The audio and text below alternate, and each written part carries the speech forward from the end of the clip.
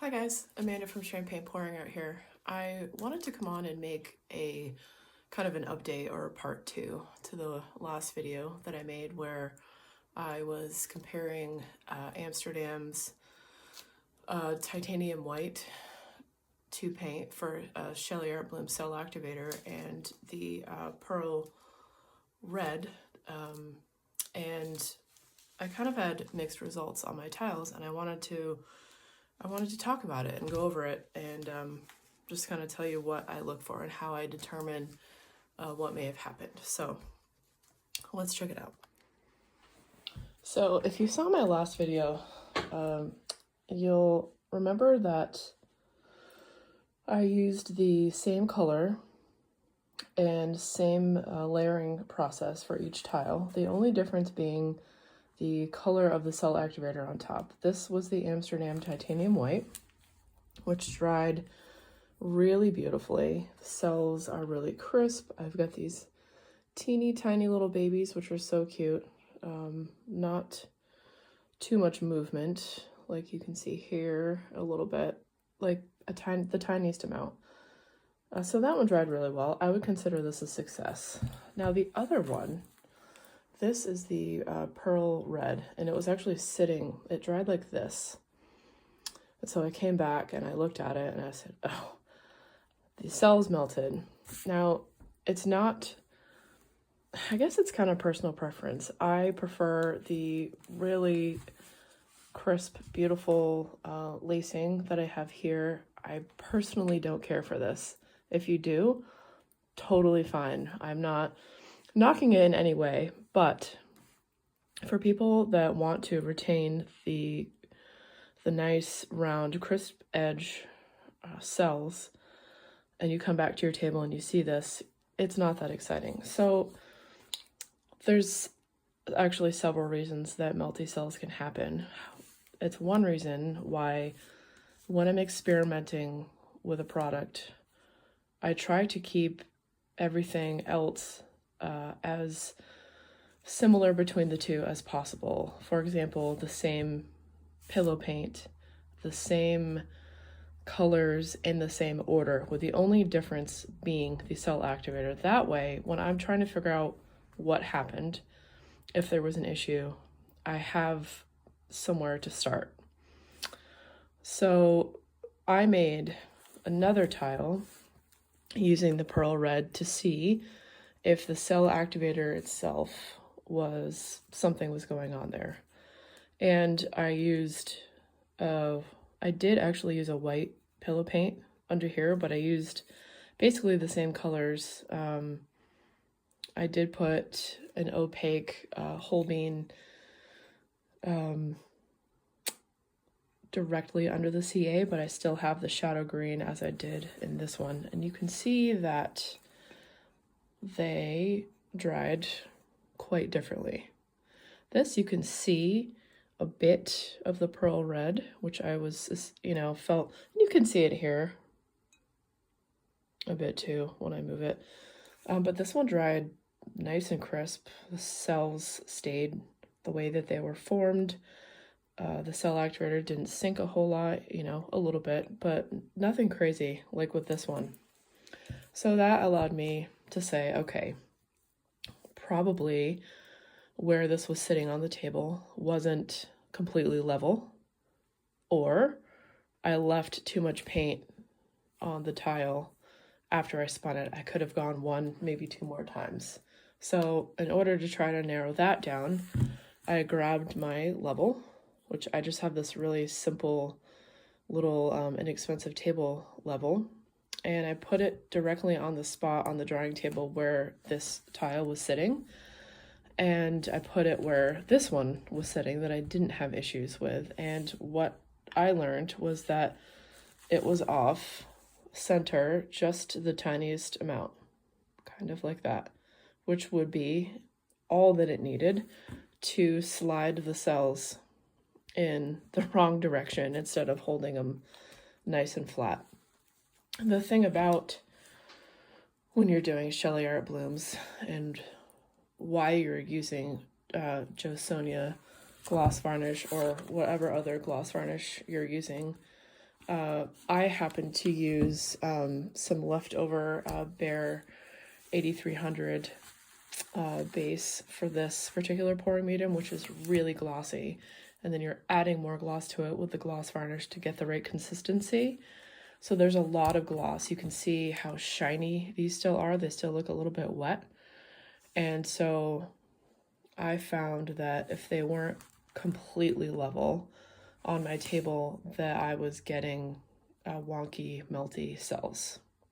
And so I determined that that was most likely my issue here.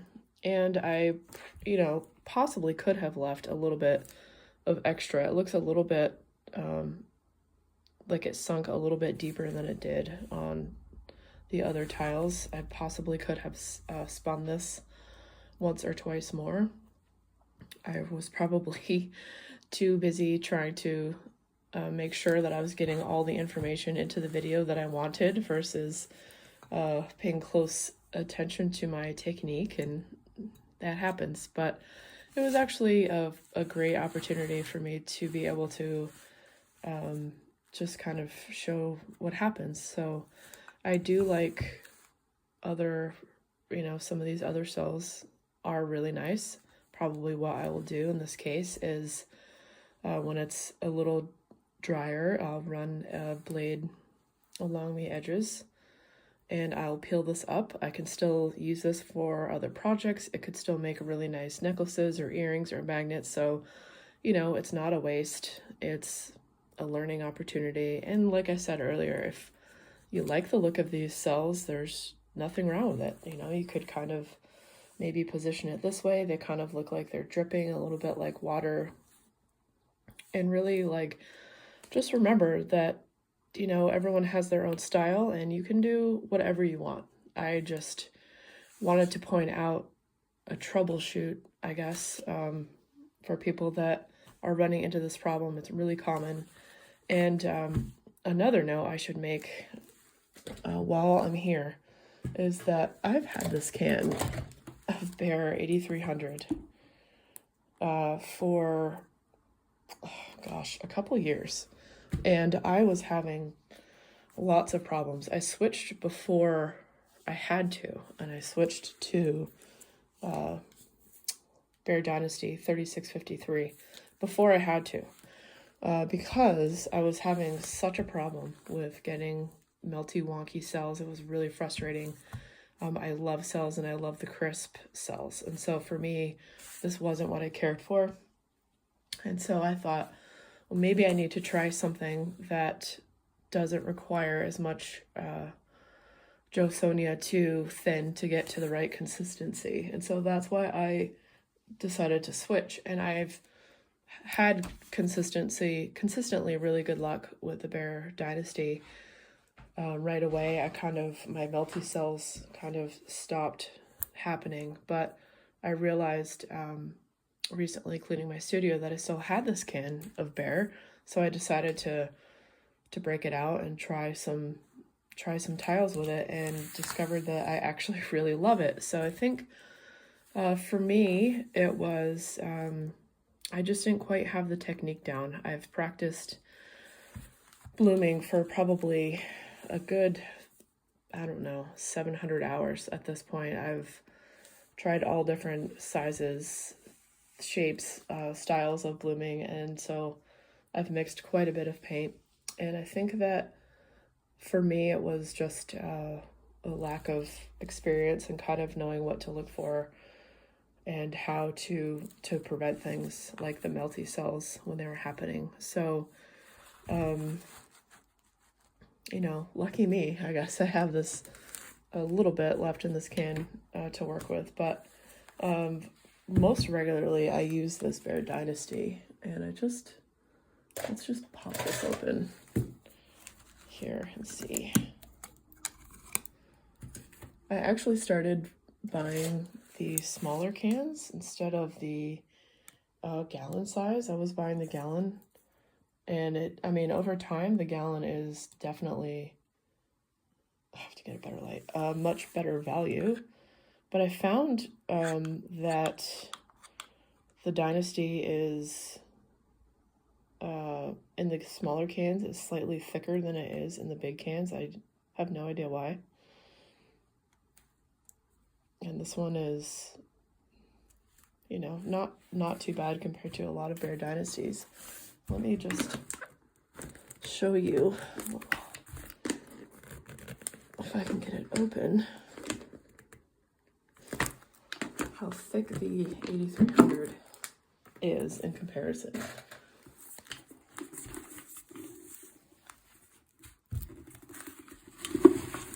It's really quite different. It reminds me of like a really thick mayonnaise, and it literally bloops.